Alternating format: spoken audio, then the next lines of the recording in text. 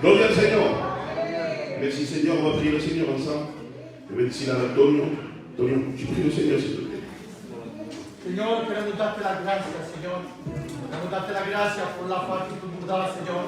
Por la felicidad que tú nos das, Señor. Por esa gracia de poder cantar cántico para tu gloria. De un privilegio, Señor Padre, para honrarte y glorificarte, Señor.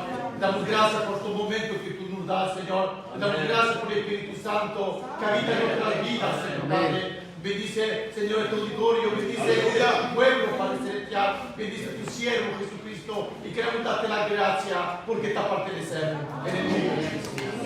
Gloire à Dieu. C'est la cantate Salvatore avec du bon accolé. On a chanté ensemble à l'église de la chorale. C'est vrai que nous étions perdus, mais Dieu a changé notre destinée. Amen. On a fait la rencontre avec Jésus. Alléluia. Maintenant, notre heredad nuestra es el cielo. ¿Cuántos lo creen? Gloria al Señor. Y me gusta esa alabanza para chanter ensemble. Nous étions seuls sur cette terre. Amen. Nous avons trouvé un sauveur. Il est monté sur le calvaire, lui qui a tant souffert.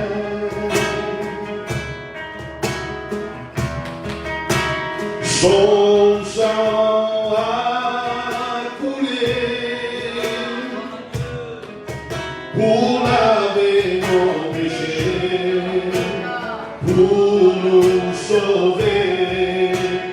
Et nous avons la vraie joie que le monde ne connaît pas.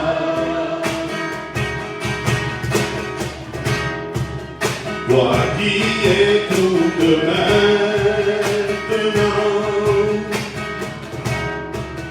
non ne compte pas sur demain. Viens donc à lui aujourd'hui et tu auras la vie. Et je te bénis, ô toi qui as donné ta vie pour moi. Oh merci Seigneur Jésus, toi qui as tant souffert. Je te donne ma vie Seigneur, je te donne ma vie Seigneur, je te donne ma vie Seigneur. Je trouve dans mon cœur, Seigneur.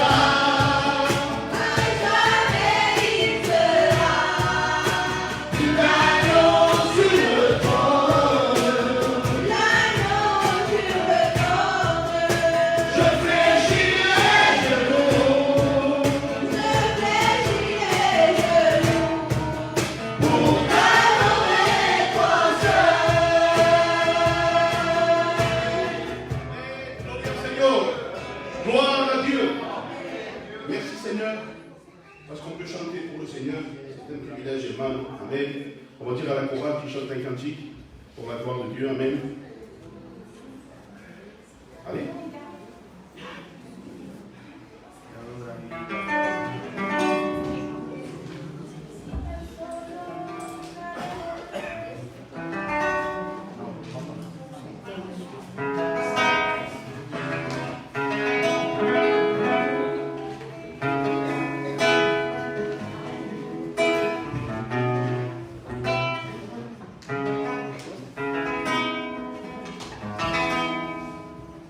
Si tan solo tocara el nombre de su manto,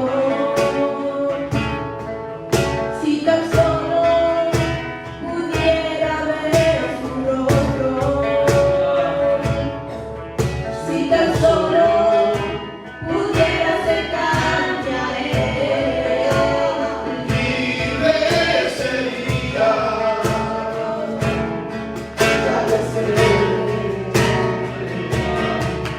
si tan solo tocara el nombre de su manto, si tan solo pudiera oír su voz,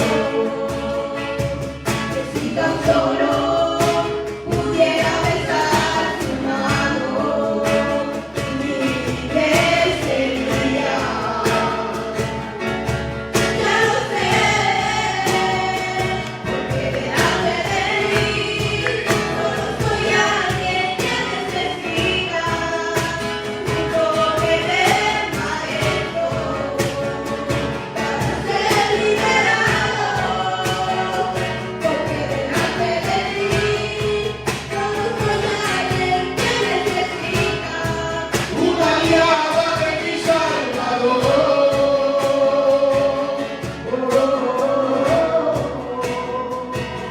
si tan solo tocara el borde de su mano,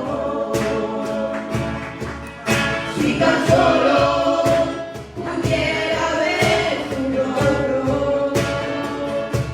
si tan solo pudiera besar su mano, libre sería. Ya lo sé,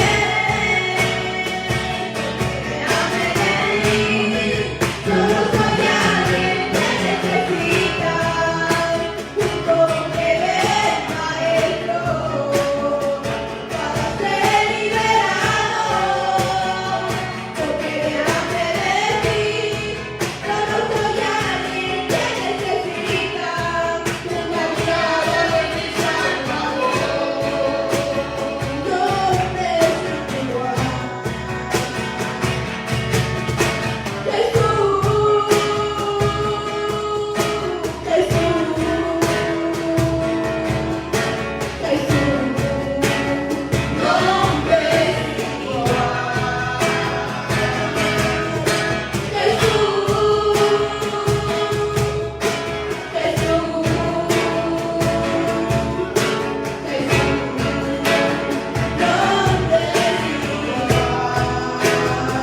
Porque delante de ti solo soy alguien que necesita un toque del Maestro para ser liberado.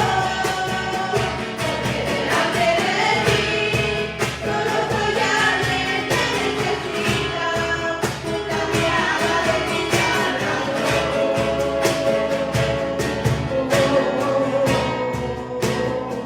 Porque delante de ti solo soy alguien que necesita un toque del Maestro para ser liberado.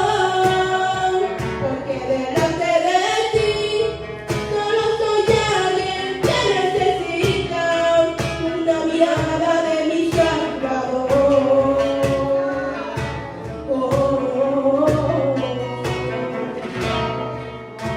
Tan solo un momento. Aleluya.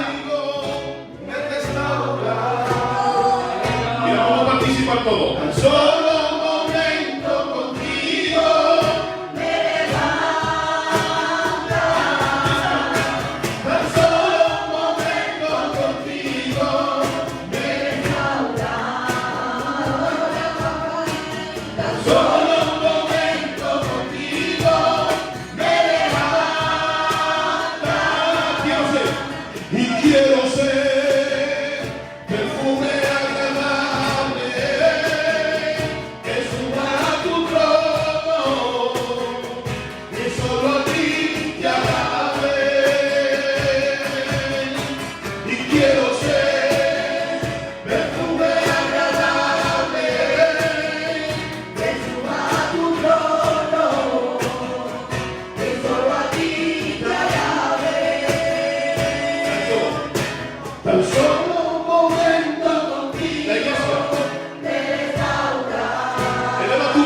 solo el Señor. Tan solo un momento contigo me levanta. Díselo. Tan solo un momento contigo me restaura. Tan solo un momento contigo me levanta. Te adoraré. Te adoraré, te alabaré, te cantaré. Te adoraré, te alabaré, te cantaré. Te adoraré, te alabaré, te cantaré por siempre. Te adoraré, te alabaré, te cantaré. Te adoraré, te alabaré, te cantaré. Te adoraré, te alabaré, te cantaré por siempre.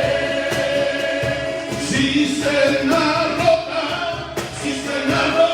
que no retiene nada, que cuando deja caer de ti tu agua, de nada no sirve para nada. Si se narrota que no retiene nada, cae de ti tu agua, de verdad no sirve para nada. Y a solas, yo quiero hablar contigo y lo que nadie sabe. A solas, y quiero confesarme que ya no camino, que no vivo como antes. A solas, dime lo que voy a hacer, dime a solas. Tengo tanto que aprender, háblame ahora. Y saca el peso de mi vida, de mi ahora. A solas, Dime lo que voy a hacer. dime a solas. Tengo tanto que aprender, háblame ahora. Saca el peso de mi vida, Que me ahora a solas. Gloria al Señor. Amén. Amén. ¿Sabéis lo que he dicho ayer? Ici, quand tu pries, le diable ne vient pas te perturber. Parce que le diable n'a rien à faire ici. Il y a Dieu là. Je l'ai dit ayer. Amen. Quand tu chantes des cantiques, tu n'es pas attaqué par le diable. C'est où que tu es attaqué par le diable? Quand tu t'enfermes dans ta chambre et tu pries. C'est là qu'il y a les combats. Parce que le combat commence là, hermano. Là, on est tous chrétiens. Gloria al Seigneur. Mais quand tu es dans ton appartement, tu es en train de prier dans ta chambre, et tu fléchis les genoux devant lui, là, tu es attaqué par le diable. Parce que c'est ça que le Seigneur veut de nous. Et le diable sait que cette prière-là, l'intimité avec Jésus, c'est la plus puissante qu'il peut avoir. Le diable le sait, ça. C'est pas là. Là, tu peux prier jusqu'à demain. Hasta mañana puedo orar. Même quand on prêche, moi je ne suis pas attaqué. Mais tu es attaqué quand tu prêches, moi je ne suis pas attaqué par le diable. Ou tu es attaqué par le diable, c'est quand tu t'enfermes dans ta chambre. Parce qu'il sait que ces batailles-là, bendito sea le Seigneur, il les a perdues d'avance. Il le sait, lui. Et il le sait que cette prière-là, moi, elle est puissante. Amen. Gloria al Seigneur. C'est pour cela, hermano, acordado, la prière du juste est d'une grande efficacité. Amen. Amen. Voilà, je crois pour moi. Écoutez la parole. Amen. Si ou non? Il a écouté la parole. Voilà, le thème, acordado, c'est la oration. Amen. Ça se fait qu'on va prier le Seigneur ensemble. Amen. On va dire, frère et sœur, bébé, tu pries le Seigneur, s'il te plaît. Amén. Porque te hemos cantado alabanza para ti, Dios. Ahora viene el momento favorable para el santo consejo, para el santo. Hablamos como quiera, para el santo, en el nombre de Cristo Jesús. Amen, amen. Gloire à Dieu, alléluia. Merci Seigneur, gloire à Dieu. Vous savez, le fait de choisir un thème comme ça, je ne sais pas pour vous les frères, les Manuel et Rodrigo, mais ça paraît plus simple parce qu'on a déjà le sujet. Et après, ben, on a juste à, si vous voulez, à apporter ce que le Seigneur veut. Mais c'est compliqué quand on se met à part et de savoir quel sujet on doit porter à l'église. Et je crois qu'on en a besoin. Je ne dis pas qu'on manque de prière, je dis simplement qu'on n'en aura jamais assez. Toute une vie n'est pas suffisante. Même celui qui se dit prier 4 heures, ben, je dirais que ce n'est pas suffisant. Il faut prier 5 heures. Et celui qui prie 5 heures, je dirais que ce n'est pas suffisant. Il faut que tu pries 6 heures. Et si même il prierait 12 heures, je dirais qu'il faut prier encore plus. Parce que c'est comme ça. Plus on prie, et plus on est proche de Dieu. Donc voilà, donc, on va traiter ce sujet. Amen. Et le Seigneur me mettait à cœur cette histoire que vous connaissez tous, qu'on a tous déjà lue. Elle se trouve dans Genèse, au chapitre 22, et à partir du premier verset. Vous vous rappelez de cette histoire? Genèse 22.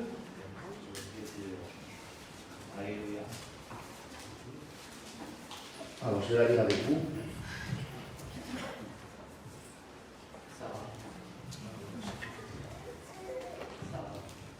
Voilà, il est dit comme ça.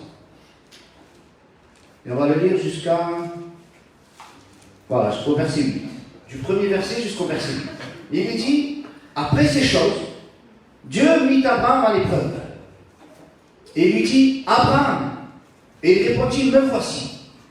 Dieu dit, prends ton fils, ton unique, celui que tu aimes, Isaac, va-t'en au pays de Morija.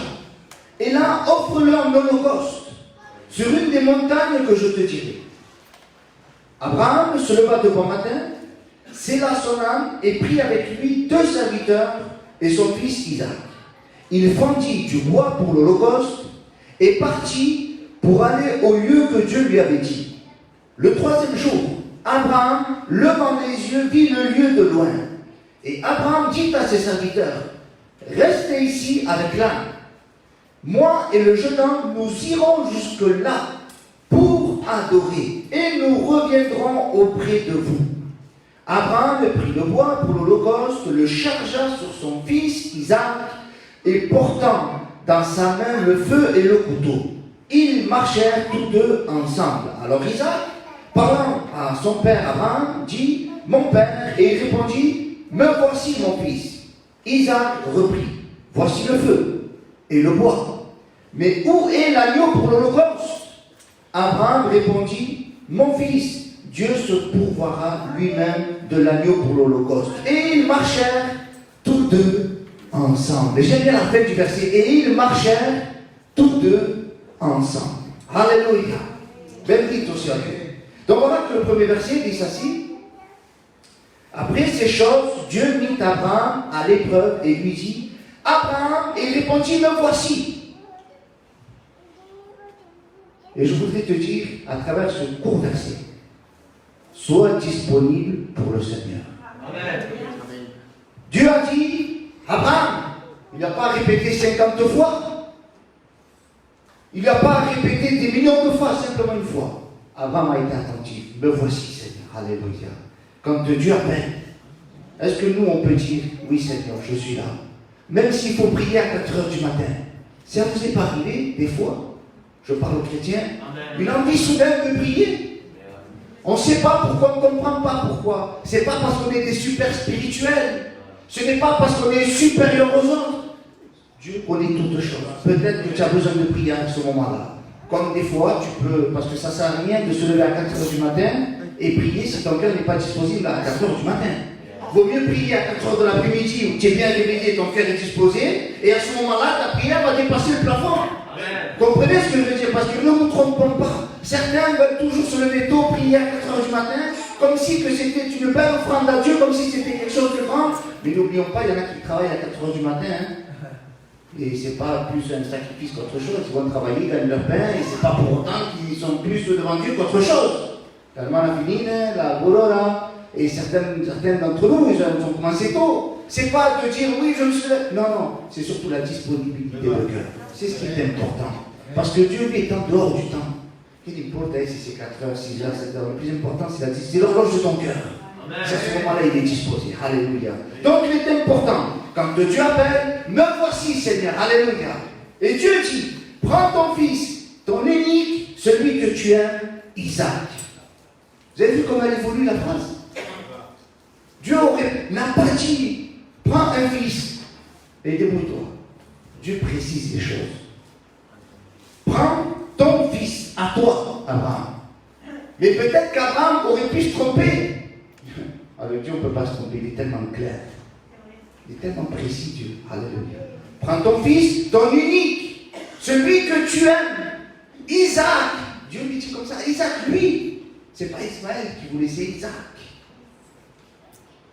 Ne nous trompons pas. Donnons à Dieu ce qu'il veut que nous le donnions.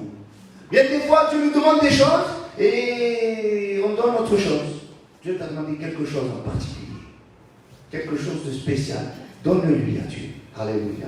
Offre-lui à Dieu. Donne-lui à Dieu. Bendito sia Dieu. Alléluia. Parce que le commandement de Dieu était précis. Donne-moi ton fils, celui que tu aimes. Alléluia. Est-ce que vous pouvez se tromper? Non. L'épreuve, mes frères et sœurs, pour Abraham, ce n'était pas de prendre son fils. C'était pas ça l'épreuve. Parce que son fils allait de partout où son père allait. C'était pas ça l'épreuve. C'était pas de dire prends Isaac avec toi et mets-le à droite, à gauche. C'était pas ça. L'épreuve, c'était de lui offrir à Dieu. C'était ça l'épreuve. Bien des fois, on se trimballe des choses et c'est pas ça. Dieu veut ce que tu te trimbales, ce que Dieu te demande, c'est ça. Donne-lui à Dieu. Alléluia. Tu as du temps devant toi, donne-lui à Dieu ton temps. Tu as un talent à Dieu, donne-lui à Dieu son talent. Tu as quelque chose, donne-le entre les mains de Dieu. Bendito sia Dieu. Alléluia. Entre le moment où Dieu lui demande et le moment où Abraham s'exécute, il y a un certain temps. Parce qu'il est dit que 3 jours après, Abraham se leva et scella son âme. Parce qu'il est important, mes frères et sœurs, bendito sia Dieu, de comprendre ce que Dieu nous demande. Il est important d'analyser ce que Dieu nous demande ce soir. Et ce soir, Dieu t'a demandé quelque chose de spécial à toi. Fais-le, ne tarde pas de le faire. Alléluia. Donne ta vie à Dieu. Alléluia. Dieu te le demande ce soir. Donne-moi ton cœur. Alléluia. Et Dieu lui dit, va-t'en au pays de Morija et là, offre-le en holocauste sur une des montagnes que je te dirai. Abraham avait l'habitude de ces mots-là. Prends ton fils, prends ta famille, ta patrie, et quitte ta patrie. Où je vais, Seigneur? Il n'a pas dit, va au pays de Canaan. Va où je te dirai. Il avait l'habitude d'aller là où Dieu lui dit. Et nous devons être de ces gens-là qui sont conduits par l'Esprit de Dieu. Alléluia. Nous devons être conduits. Alléluia. Et Abraham, lui, le plus important, c'était pas de comprendre où il devait aller. C'était surtout de dire, le Seigneur m'a dit de le faire. Je vais le faire. Alléluia. Mais où je dois aller? Ben, je ne sais pas. Là où je te dirai. Le plus important, c'est d'être attentif. J'ai un homme de Dieu qui disait, hein, c'est une image, hein. Dieu m'a dit d'aller dans la mer et de récupérer à chaque fois un verre d'eau de le mettre. Mais, tu vois, l'autre lui disait, mais il est fou, lui. Il croit qu'il va vider la mer avec un verre d'eau. Mais comme c'était Dieu qui lui avait dit, il lui avait répondu. Le plus important, Dieu ne m'a pas dit de vider la mer. Il m'a dit d'aller à la mer, prendre un verre d'eau, de le faire. Le plus important, c'est quand Jésus revient, tu me retrouves en train de faire ça. De prendre l'eau, de le mettre là où il m'a dit de le mettre. J'ai pas vidé la mer, c'est pas grave. Mais c'est que Dieu me trouve en train de faire ce qu'il m'a demandé de faire. Alléluia. Le plus important, c'est ça, frères et sœurs. Dieu t'a demandé une chose. Que nous ayons une vie devant le Seigneur, une vie consacrée à Dieu. Ah, peut-être qu'il y a des soucis, il y a des tracas. C'est pas grave. Le plus important, c'est quand Jésus revient, qu'il te retrouve en train de vivre une vie sanctifiée pour la gloire du Seigneur. Alléluia. Donc, on continue. Abraham, il a reçu l'instruction et il ne tarde pas à s'exécuter. Alléluia. Il le fait. Et nous, bien des fois, nous savons que nous devons l'adorer. Hein? Ici, nous sommes des chrétiens. Et le dimanche matin, on le sait. On ne vient pas à la réunion pour venir à la réunion. On ne vient pas le mardi. Excusez-moi les frères, mais je ne viens pas parler de la gloire, je ne viens pas pouvoir réveiller les hermanos. Ça fait partie, c'est l'église de Dieu, il n'y a pas de problème. C'est une communion fraternelle. Mais je viens premièrement pour le Seigneur. Alléluia. La première des choses, pourquoi je dois venir, c'est pour Jésus-Christ. Alléluia. Parce que l'homme, la femme n'est pas éternel. Jésus est éternel. Alléluia. Aujourd'hui, hein, je prends ma femme pour ne pas prendre quelqu'un d'autre. Elle est bien présente. Demain, peut-être qu'elle ne sera pas là, mais moi, je veux venir quand même. Alléluia. Parce que le plus important, c'est Jésus. Alléluia. C'est ça le plus important. Bendito sia Dio. Donc, nous, on sait que le dimanche, on doit venir. On sait qu'on doit adorer. Et que le passé, on ne le fait pas. On ne s'exécute pas. Alors Dieu demande ce matin, tous les matins, tous les jours de notre vie, quotidiennement, que notre vie soit une adoration pour Dieu. Alléluia. Parce qu'adorer Dieu, c'est pas je vis comme je veux dans la semaine, et le dimanche matin, je lève ma voix et je glorifie Dieu. C'est pas ça. C'est toute une vie. C'est ta vie quotidienne devant le Seigneur. Alléluia. Ça doit être une adoration pour Dieu. Alors lui, Abraham, Dieu avait demandé son fils, mais moi, qu'est-ce que je dois faire? Eh bien, si nous lisons au Romains chapitre 12, il va dire, je vous exhorte donc, frères, par les compassions de Dieu, à offrir vos corps comme un sacrifice vivant, saint, agréable à Dieu, ce qui sera de votre part un culte raisonnable. Comment doit être le sacrifice? Vivant. Comment? Vivant. Ben oui, parce que quand on n'a pas Jésus dans notre cœur, comment on est devant Dieu? On est vivant devant Dieu quand on n'a pas Jésus dans notre cœur? On est mort. Et soit. Quand on est de nouveau, qu'est-ce qui se passe? Dieu nous donne la vie. Alléluia. Et ta vie, c'est un sacrifice vivant pour Dieu. Alléluia. Mais celui qui n'est pas né de nouveau ne peut pas apporter une adoration à Dieu. Parce que c'est impossible, il ne connaît pas le Dieu créateur. Il ne connaît pas ce Jésus sauveur. Il a le voile encore, il est encore en dehors de l'église de Dieu, il est encore en dehors du salut. Si tu veux adorer Dieu, il est nécessaire de passer par le sacrifice. Alléluia. Si tu veux glorifier le nom de l'Éternel, il est nécessaire de reconnaître ton état devant Dieu. Alléluia. Ensuite, tu passeras des ténèbres à cette admirable lumière. Tu passeras de la mort à la vie. Et ton sacrifice sera un sacrifice vivant. Alléluia. Il est dit, un sacrifice vivant, saint. Ah. Saint, c'est ta marche. Parce que ce n'est pas tout de donner la vie. Mais il faut qu'on se maintienne dans la sainteté, dans la sanctification. Alléluia. Un enfant, on lui donne la vie, il n'y a pas de problème. Il a 1 mois, 2 mois, il a la vie, il respire, mais s'il ne mange pas, s'il ne boit pas, s'il ne s'alimente pas, la vie qu'on lui a donnée, elle meurt. De la même manière, Dieu te donne la vie lorsque tu reçois le Seigneur dans ta vie. Tu nais de nouveau, tu passes de la mort à la vie. Mais si tu n'entretiens pas ta marche chrétienne, si tu n'entretiens pas la vie de Dieu, si tu ne pries pas chez toi, si tu ne loues pas chez toi, si tu n'as pas une consécration chez toi, si tu n'écoutes pas des cantiques chez toi, si chez toi, tu vis comme tu veux, tu écoutes les musiques que tu veux, après tu veux venir à l'église et offrir des sacrifices, ça ne marche pas, frère. Parce que ça commence d'abord à la maison. Abraham, avant de le sacrifier, de vouloir le sacrifier dans la montagne, dès lors que Dieu lui a demandé, c'est comme s'il avait déjà sacrifié dans son cœur. Parce qu'il avait accepté déjà de le faire. Et c'est important déjà de commencer à la maison. C'est pas tout de venir ici et de dire de belles paroles, et de dire bonita palabra, et des pas. Non, non. Le tout, c'est de vivre chez soi une vie qui est agréable à Dieu, bendito sea Dios. Alléluia. Donc, j'ai compris que mon sacrifice doit être vivant, il doit être saint, et ensuite, il va dire pour qu'il soit agréable à Dieu. Alléluia. Vous voulez que votre sacrifice soit agréable à Dieu? Amen. Eh bien, vous devez naître de nouveau et vous sanctifier quotidiennement. Bendito sea Dios. Comment je dois adorer Dieu alors? Eh bien, je dois passer par ma nouvelle naissance, marcher dans la sanctification, alors je serai agréable à Dieu, et ensuite vient ma louange, ça sera le résultat de ma vie.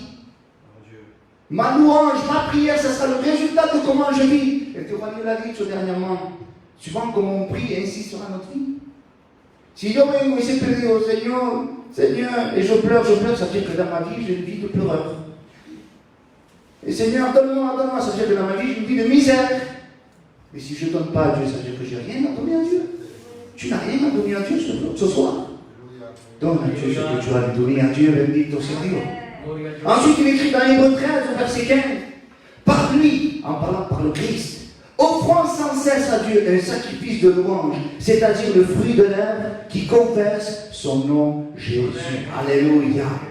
Qui veut plaire à Dieu? Amen. Tout doit passer par le Christ. Tout passe par le Christ. Amen. Tu veux louer Dieu? Tu dois passer par le Christ. Tu veux être agréable à Dieu? Tu dois passer par le Christ. Tu veux offrir à Dieu? Tu dois passer par le Christ. Tu veux faire quelque chose? Tu dois passer par le Christ. Bendito sea Dios. Alors, on va voir qu'Abraham s'est exécuté. Il va dire, Abraham se leva de bon matin, scella son âne et prit avec lui 2 serviteurs et son fils Isaac. Il fendit du bois pour l'holocauste et partit pour aller au lieu que Dieu lui avait dit. Moi, je pose une question. Pourquoi nous devons adorer Dieu. Pourquoi nous devons le faire? Parce que c'est notre sauveur. Ça fait tout. Amen. Alléluia. C'est lui qui est venu de la croix. Amen. Il est dit, parce que Dieu le demande. Si vous lisez, Abraham, pourquoi il a offert son fils? Parce qu'il s'est levé un matin, il s'est dit, tiens, pourquoi pas? Et si j'offrais Isaac un jour? Pourquoi? Parce que c'est Dieu qui l'a demandé. Et je vais aller plus loin. L'évangile de Jean, chapitre 4, verset 23. Jésus lui-même dira, mais l'heure vient, et elle est déjà venue, où il est vrai, alléluia, pas les faux. S'il dit que Jésus il y a des vrais, c'est parce qu'il va avoir des faux. L'heure vient, elle est déjà venue, où les vrais adorateurs adoreront le Père en esprit, en vérité, car c'est la raison, le pourquoi, la cause, parce que ce sont là les adorateurs que le Père demande. Amen. Amen. C'est Dieu qui le demande. Dieu te demande de l'adoration, elle est où? C'est peut-être madame, dale a Dieu. Offrons à Dieu. Qu'est-ce que tu as lui offrir? Il y avait plusieurs sacrifices dans l'Ancien Testament. Il y en avait qui étaient riches. Est-ce que le riche offrait une petite galette? Non. Le riche devait offrir à la hauteur de sa richesse. Un taureau. Il avait un beau taureau, il offrait à Dieu. Mais le pauvre aussi, il a le droit d'offrir à Dieu. Amen. Le pauvre, on va mettre spirituellement parlant.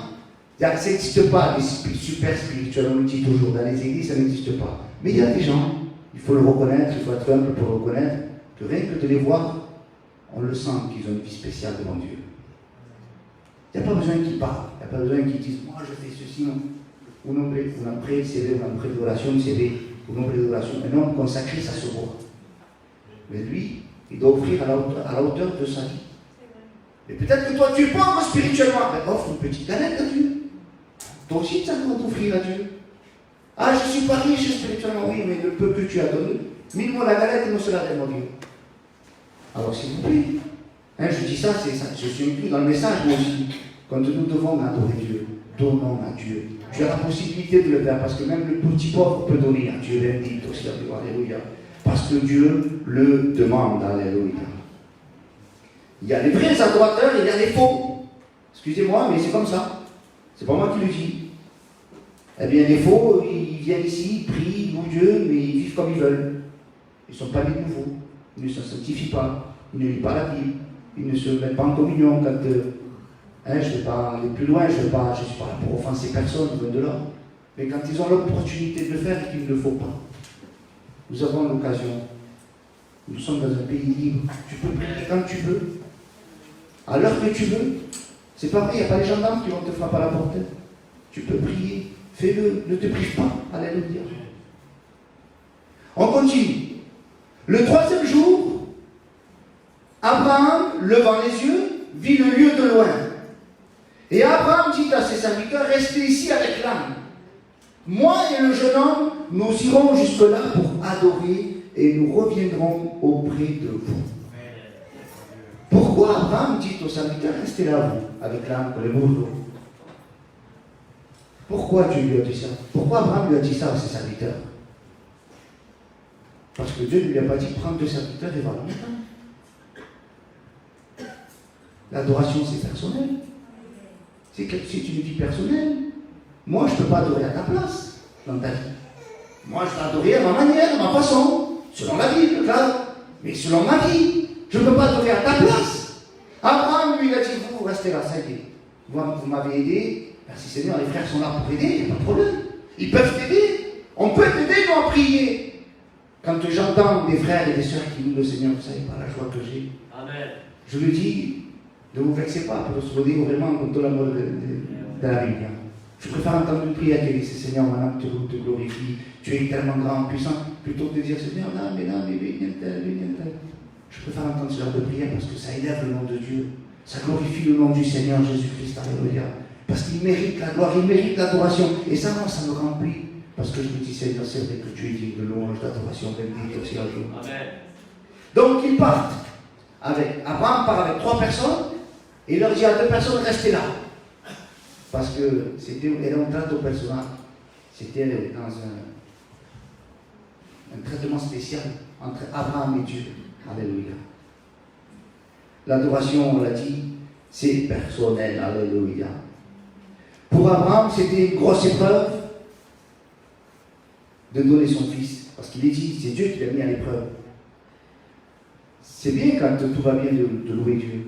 Ah, je te loue parce que le patron de ma femme doit donner une prime à ma femme. C'est beau, hein? Ah ouais, c'est pas bonito ça. Ah, je te loue parce que, non sais, la casse va dans le dinero. C'est bien. C'est bien, c'est un sujet de louange aussi, c'est bien. Mais quand il y a zéro, ça y est, on ne plus. Quand le frigo est vide, on ne plus. Quand on met l'eau pour la pâte à l'hôpital, ça y est, je ne plus. Le Seigneur mérite que la gloire. La gloire, quand toi tu vas bien. Quand toi tu vas pas bien, le Seigneur ne mérite pas la gloire.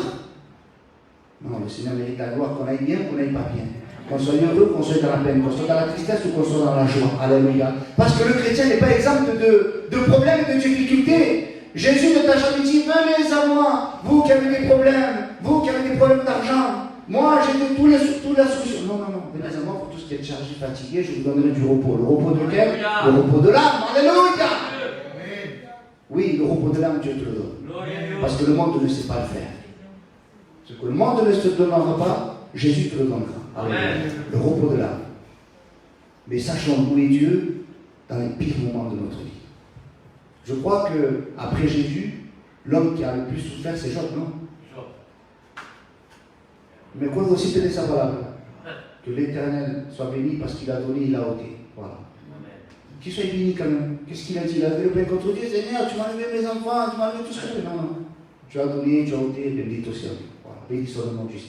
Même peu de paroles, mais dans la grosse difficulté, sachant être des vrais adorateurs de béni aussi en Dieu. Alléluia. On ne monte pas à la montagne de Morija. Abraham n'est pas monté à la montagne de Morija pour dire, Seigneur, tu as vu ma fille, elle passe par les... Je ne dis pas ça pour l'Allemagne quand il parle de frère. Et vraiment, le Dieu, c'est pour... on parle du sujet de la prière. Creo que Emmanuel a dévoilé l'adoration, mais là, je veux toucher l'adoration, c'est important. De prier Dieu, nous sommes une église, nous sommes appelés à ça pour prier. Parce que là où la médecine s'arrête, Dieu commence. Amen. Parce qu'il n'y a plus de solution.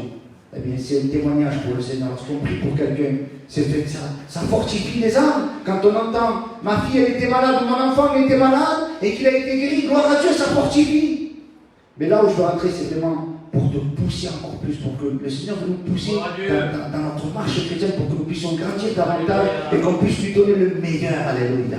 Pour donner la bonne nuit, il faut presser le lit. Pour donner un bon café, il faut boudre le café. Pour donner le meilleur arôme, il faut des fois que le Seigneur nous presse pour que nous puissions sortir le meilleur arôme de chez nous. Amen.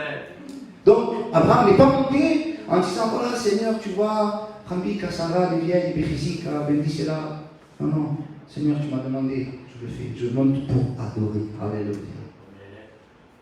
Et le Nouveau Testament, à un moment donné, reprend cette histoire. Et mira como le presenta, voir comment elle le présente. Ça se trouve dans Hébreux chapitre 11, verset 17. Et je vais la prendre en version français courant. Il va dire, par la foi, Abraham offrit Isaac en sacrifice. Lorsque Dieu le mit à l'épreuve, il se montra prêt à offrir son fils unique. Alors qu'il avait reçu une promesse, Dieu lui avait dit, c'est par Isaac que tu auras les descendants que je t'ai promis. Mais Abraham estima que Dieu avait le pouvoir de ramener Isaac d'entre les morts. C'est pourquoi Dieu lui rendit son fils et se fait à une valeur symbolique. Alléluia. Abraham lui a dit à ses deux serviteurs, nous montons pour adorer, mais nous reviendrons. Alléluia. Parce que lui connaît Dieu, même si Dieu ne peut pas se contredire. Il m'a dit que j'allais avoir une descendance. Je ne peux pas offrir Isaac et mourir tout simplement. Même s'il meurt, Dieu le ressuscitera. Alléluia. Et je descendrai avec lui. Si ce n'est pas de la foi, ça les frères. Ton adoration doit être accompagnée de foi. Alléluia. Tu dois le croire que tu entends ton adoration. Tu dois le croire. Tu dois mettre toute ta foi, ta confiance pour que ton adoration puisse monter au trône de la gloire. Alléluia. Abraham prit le bois. On continue le verset de la Genèse. Abraham prit le bois pour l'Holocauste, le chargea sur son fils Isaac et portant dans sa main le feu et le couteau. C'est une belle image, ça. Abraham qui offre son fils. Ça vous rappelle rien, ça? J'en suis sûr que ça vous rappelle quelque chose. Qui a donné son Fils? Ben, c'est Dieu lui-même. Alléluia. Car Dieu a tant aimé le monde qu'il a donné son Fils unique, afin que quiconque croit en lui ne périsse pas, mais qu'il ait la vie éternelle. Alléluia. Et notez ce détail, c'est Abraham qui charge Isaac du bois. Et je veux que tu comprennes ce parallèle. Ésaïe 53 au verset 4. Ésaïe dira, il va prophétiser. Cependant, ce sont nos souffrances qu'il a portées. C'est de nos douleurs qu'il s'est chargé. Et nous l'avons considéré comme puni, frappé de Dieu et humilié. Mais il était blessé pour nos péchés, brisé pour nos iniquités. Le châtiment qui nous donne la paix est tombé sur lui. Et c'est par ses meurtrissures que nous sommes guéris. Nous étions tous errants comme des brebis. Chacun suivait sa propre voie. Et l'Éternel a fait retomber sur lui l'iniquité de nous tous. Il a été maltraité et opprimé. Il n'a point ouvert la bouche, semblable à un agneau que mené à la boucherie, à une brebis muette devant ceux qui l'attendent. Il n'a point ouvert la bouche. Qui s'est chargé de nos péchés? Si Isaac s'est chargé du bois, Jésus ne s'est pas chargé simplement d'un bois. Il a pris le bois de la croix, mais il s'est chargé de nos péchés. Alléluia. Ce qu'Isaac n'a pas pu faire, Jésus l'a fait pour ta vie. Alléluia. Aujourd'hui, tu es une femme, un homme libre. Tu es libre d'adorer Dieu, libre de le glorifier, libre de l'exalter. Avant, tu n'étais pas libre. On n'avait pas le droit de le faire avant. Parce qu'on n'avait pas l'autorisation. On n'avait pas l'intelligence de le faire. On ne pouvait pas le faire. On était morts, on était exempts on était privés de la gloire de Dieu. Mais désormais, nous sommes des enfants nés de nouveau. Alléluia. Nous avons le droit de nous approcher avec assurance du trône de Dieu pour glorifier le nom de Jésus-Christ. Alléluia. Et donc, aimez-vous dans le verset de Genèse disait, et ils marchèrent tous deux ensemble. Waouh! Quel bien c'est de marcher ensemble. Ils allaient où les deux ensemble? Ils allaient adorer Dieu. C'est pas beau ça? Le dimanche matin, il était posé, se prépare, c'est ta fille là. Et Emmanuel se prépare, c'est sa sougère, tu es pogné ta nuit, tu es pogné sous ta fille. Il y a des demandes de train. Alors, alléluia! C'est pas beau ça? Ah, j'ai dit les femmes se mettent du maquillage. Pourquoi faire? Pour glorifier le Seigneur. Ou bien on part à la qui, il a des portos. Non. On vient pour glorifier le Seigneur. Elle est où ton adoration? Je ne parle pas de ces jolies phrases, hein. Je parle de ta vie quotidienne. Alléluia. Je vais essayer de terminer. Amen. Et à un moment donné, le verset continue, il dit ça. Alors Isaac, parlant à Abraham, son père, dit mon père. Et il répondit, ben voici mon fils. Isaac reprit, voici le feu et le bois. Voilà, ils sont là, le feu et le bois. Mais où est l'agneau pour l'holocauste? Abraham répondit, mon fils, Dieu se pourvoira lui-même de l'agneau pour l'holocauste. Et ils marchèrent tous deux ensemble. 2 fois il est marqué, ils marchèrent tous deux ensemble. Ils marchèrent tous deux ensemble en montant. Et à un moment donné, il y a eu, je ne sais pas s'ils se sont arrêtés, c'est pas écrit, on va supposer. Ça parle Isaac, il dit, mon père. Abraham, oui, qu'est-ce qui se passe? Ben, il y a le feu, il y a le bois, mais il y a l'agneau. Abraham dit, c'est Dieu pourra. Mais il continue à marcher. Amen. Ils ne se sont pas arrêtés, ils continuent à marcher. Alléluia. Continue à marcher, continue malgré l'épreuve. Abraham a marché malgré. Continue à marcher. Alléluia. Quelle épreuve tu es en train de passer? Continue. Alléluia. Donc j'ai compris qu'Isaac était en train de chercher la vie. Normalement, un père est censé répondre à son fils. Moi, les jeunes, je sais qu'il s'est reçu les préguntas ou pas, et que s'il y a des choses de la vie ou des choses de la Bible, normalement, il a plus d'années, il devrait lui répondre. Abraham, à ce moment-là, il n'a pas su répondre.